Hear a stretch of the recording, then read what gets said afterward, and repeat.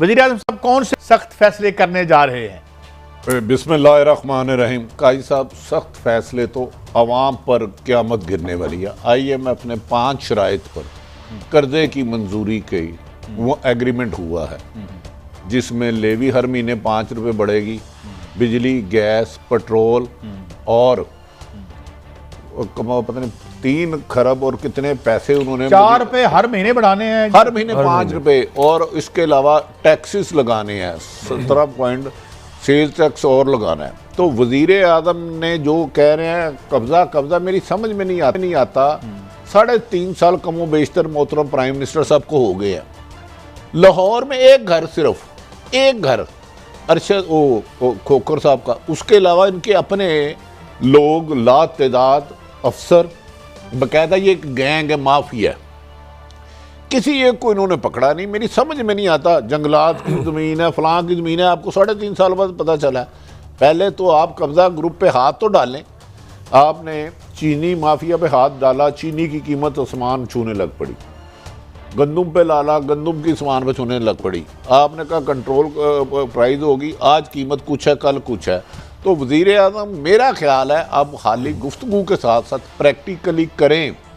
ये जो IMF के बाद काजी साहब जो मेरी और आपकी चीखें निकलेगी ना अगले महीने, जब आपके 5 रुपये ज़्यादा पर यूनिट बढ़ेंगे, तो फिर बताएं कि कैसी क़यामत होगी।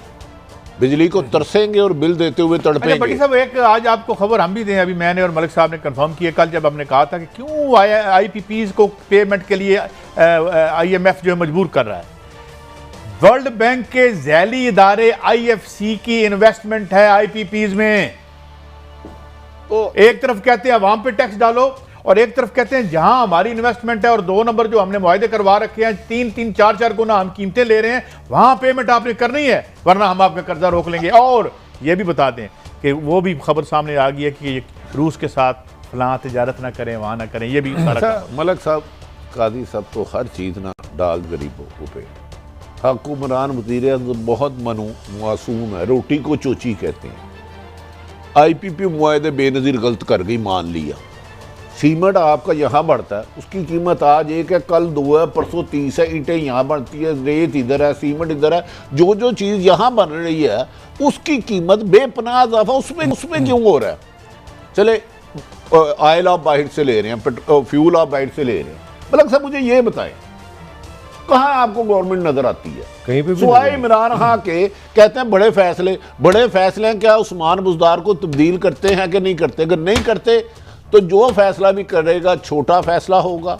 इमरान खान की नेक नीति, मेहनत पे कोई शक नहीं। बल्दियाती इलेक्शन आ रहे हैं 5 दिसंबर को 2023 के। कल मैंने उस एरिया का सर्वे किया। काजी साहब, अब इमरान खान साहब को ये समझ लेना चाहिए कि लोगों को उन्होंने उम्मीद दिलाई थी कि मैं उन्हें नया पाकिस्तान दूंगा जो करप्शन से पाक होगा, 2 नहीं 1 कानून होंगे। 3.5 साल बाद जब पब्लिक में जाएंगे ना, फिर आपको साबित करना होगा ये खराब था, ये मैंने बेहतर किया। अच्छा, बल्दियाती इंतखाबात की तरफ जा रहे हैं, पंजाब की काबीना में रद्दोबदल हो रहा है। और यार पंजाब जो मर्जी कर ले, आपने ड्राइवर ही वो नाहल बैठाया हुआ जिसे पता ही कुछ नहीं है। मुबैना तौर पर साहिवाल में एक सर्वा हड़प्पा टेक्सटाइल मिलती अरबों रुपए की। अब मैं इमरान खान साहब को कहता हूँ उसको कंफर्म करें उसके पीछे कौन है। हमजा शहबाज साहब को वज़ीर आला पंजाब के अहम तरीन अफसर ने जाके दिए एविडेंस के इन चीज़ों में गड़बड़ की जा रही है, पैसे लिए जा रहे हैं।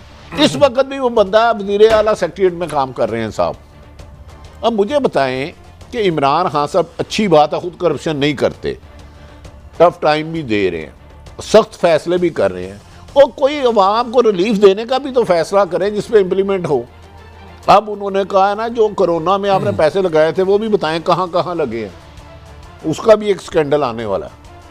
वो तो आ चुका है, वो बड़ा पुराना स्कैंडल है साहब, ही किसी के पास नहीं। तो मलक साहब, जब आपको वर्ल्ड बैंक को रिपोर्ट देंगी, आप ऑडिट रिपोर्ट नहीं दे रहे। ऑडिट वो इन्फॉर्मेशन ही नहीं है, वो तो बड़ी पुरानी खबर है। देखिए, एक डाका पड़ रहा है नहीं। अब IMF ने वो शराइत में 5वीं वो भी शर्त रखी है। अब देखें ना, देखो जी, मतलब भट्टी साहब, ये तो हो गया ना जो हमारे साथ ये कर रहे हैं। अब तो लगता है कि वासराय हिंद बैठे हुए हैं, अपना वासराय पाकिस्तान बैठे हुए हैं, अपने स्टेट बैंक ऑफ पाकिस्तान में। जी फवाद चौधरी साहब, फेडरल मिनिस्टर बराए इत्तलात हमारे साथ, thank you very much Chaudhary साहब। तो ये आपकी काबीना में कुछ दो बातें सामने आई हैं। एक तो 5.5 ट्रिलियन रुपीज़ ह्यूज अमाउंट, इसकी जो ज़मीन पे कब्जे की ये बात आ रही है, इस हवाले से क्या एक्शन हो रहे हैं? और एक बात सामने आ रही है कि अब वज़ीर आज़म कोई बहुत सख्त फैसले लेने जा रहे हैं, हमें कौम को इत्मीनान में लेंगे कि क्या होने जा रहा है चौधरी साहब?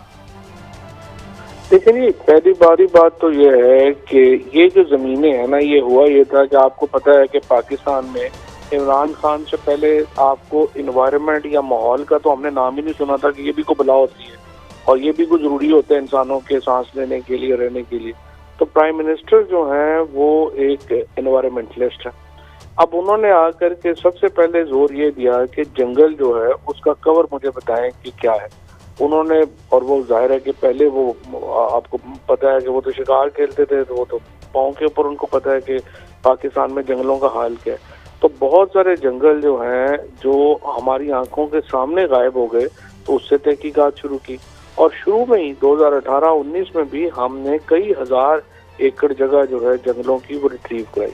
अब आकर के ये हुआ कि इनको ये पीएम साहब ने ये उनको ये तजवीज़ पेश की गई कि हम इसका सैटेलाइट से मैपिंग करा लें कि कहाँ पे जो ज़मीन है वो सरकार की है, उस पर कब्जा है। अब वो जो ज़मीन की जब मैपिंग कराई गई है तो उसमें पता चला है कि तकरीबन 5.6 ट्रिलियन की जो जगह है, यानी वो खरब रुपए की जो 5 खरब रुपए की जो जगह है, उसको मुख्तलिफ लोगों ने कब्जे में किया हुआ है। और सिंध की जो सबसे ज़्यादा फॉरेस्ट लैंड है वो मुख्तलिफ लोगों के कब्जे में है। तो अब एक मुसलसल अमल ऑलरेडी जारी है जिसमें लोगों से ये जंगल की ज़मीन जो है वो वागुजार कराई जा रही है। तो साहब मैं आपसे ये पूछना चाह रहा, आपने बिल्कुल सही कहा, ये अफराद की बात नहीं, इदारों की बात है। मतलब हमारे सी पैक के जो साबिक सरबराह थे बाजवा साहब, उन पर भी एक स्टोरी थी फैक्ट्स फोकस वालों ने, फिर ये हमारे साबिक चीफ जस्टिस है उन पर भी ये स्टोरी दी है। तो ये आपकी जिम्मेदारी नहीं बनती, मगर मेरा सवाल बनता है कि हम लोग ये जो वेबसाइट है छोटी मोटी है या बड़ी है, अमेरिका में या कहाँ पे है, हम इसके खिलाफ लीगल एक्शन क्यों नहीं ये लोग लेते कि भी हमें सच पता लगे कि आप मुँह उठा के पाकिस्तान के अहम लोगों पे, अहम इदारों पे इल्ज़ाम लगा देते हैं और हम तरदीद कर देते हैं। You think it's fair? देखिए ना, बात यह है कि ये जब अदालतों में केस हो ना, तो एग्जीक्यूटिव हमेशा रिस्ट्रेन ये करती है कि हम खुद ना करें। जब केस सब जुडिस है, अदालत हुक्म करे तो हम हर करने के लिए तैयार हैं। लेकिन चूंकि केस सब जुडिस है, और अभी मैं आपको एक और भी बात बताऊं, ये जो स्टोरीज की जाती हैं इसका मतलब ही ये है कि असल मामले से तवज्जो हट जाए और लोग इधर लग जाए। अब ये अगर आप कमीशन बना दें और इस चक्कर में पड़ जाएं, ये देखें आप लोगों ने, आप तीनों ने बड़े करीब से पनामा पेपर को कवर भी किया हुआ है। अब ये आपको भी मालूम है कि एक शाकिब निसार साहब की जो वीडियो है या ऑडियो है, ये तो 3 चीफ जस्टिस इस दौर में गुजरे हैं, कुछ 16 जज गुजरे हैं, पार्लियामेंट। एक बंदे की जो ऑडियो है उसकी लीगल किस तरह से उसने इफेक्ट कैसे करना है केस को, ये तो दर्जनों जजेस ने इस केस को देखा है, उसको बात की है और ये आगे ट्रायल कोर्ट में केस गया है। तो इसकी कोई हैसियत नहीं। ये सिर्फ ये चाहते हैं कि मेरिट्स के ऊपर आप इस वक्त जो है तवज्जो हट जाए और इस तरफ चली जाए। नहीं, दुरुस्त फरमाया आपने दुरुस्त फरमाया, अपोजिशन का होगा, मगर मेरा कंसर्न ये नहीं है। मेरा सवाल आपसे ये है, क्या ये पाकिस्तानी लोगों का ये हक नहीं है कि उनको पता लगे कि इल्ज़ाम गलत है या सच है या झूठ है? आप तो उनकी पोजीशन ले रहे हैं ना, अपोजिशन चाह रही है एक क्योस पे लाना। आई एग्री विद यू, मगर मेरा ख्याल है ये पाकिस्तान के सिटीज़न का राइट है कि इस तरह के जो केसेट्स आ रही हैं, बयान हल्फी आ रहे हैं, इस तरह की चीज़ें जो इदारों और रियासत का एक इम्प्रेशन कमज़ोर कर रही है, उस पर क्लैरिटी होनी चाहिए। वो तो देखे ना, उसके ऊपर ये पहली दफा तो नहीं हुआ ना, नवाज शरीफ की तो हर चीज जल्दी साबित हुई है। कैलेबरी फोन से लेके अब तक देखें, इतने बड़े माफियाज के खिलाफ कंक्लूजन करना एक खुद बहुत बड़ा चैलेंज है। अब ये जो एफिडेविट आ गया है या वीडियो आ गई है, मेरे ख्याल में बेस्ट तो ये होगा कि जो पनामा का केस है उसकी अपील जो है वो मंतकी इंजाम तक पहुंचे, उसके बाद फिर जो है वो इसकी तहकीकात जो है वो हो, ताकि वक्त जाया ना हो। और वो केस जो है वो असूली तौर के ऊपर डे टू डे चलना चाहिए। शहबाज शरीफ का केस डे टू, मुझे सिर्फ असल बात तो देखें, एक अगर आप लोग ये मेहरबानी करें ना कि मैं ये कहता हूँ आप अपोजिशन की बात भी ना सुने, हुकूमत की बात भी ना सुने, सिर्फ लोगों को ये बता दे केस क्या है, एविडेंस क्या है और दलाइल क्या है। लोग खुद फैसला कर लेंगे कि ये केसेस में है क्या और चल कैसे। अच्छा चौधरी साहब आखिरी सवाल इसके बाद मेरी इतना है, मरियम साहिबा परसों रात एक वीडियो जारी करने लगी थी, फिर वो नहीं की गई, वो आपके ख्याल में किसकी हो सकती है? जो वीडियो है इसके ऊपर भी एतलात हैं कि कुछ जो अपना एक इसी तरह की कोई फेक वीडियो जो है वो बिल्कुल एक दो और वीडियो के बारे में कहा जा रहा है मीडिया में, सोशल मीडिया में बातें आ रही है। लेकिन ये जो पिछली वीडियो पिट गई है, और मैं आई मस्ट से कि मैं वो समा टीवी की टीम को बड़ी अप्रिशिएट करना चाहता हूँ, जिस तरह उन्होंने रात को फोरेंसिक किया, लोगों के सामने एक पूरा एक हकीकत रखी।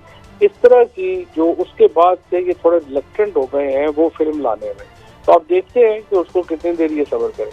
बहुत शुक्रिया चौधरी साहब, आपने हमें वक्त दिया और चीज़ों पर रोशनी डाली। अच्छा,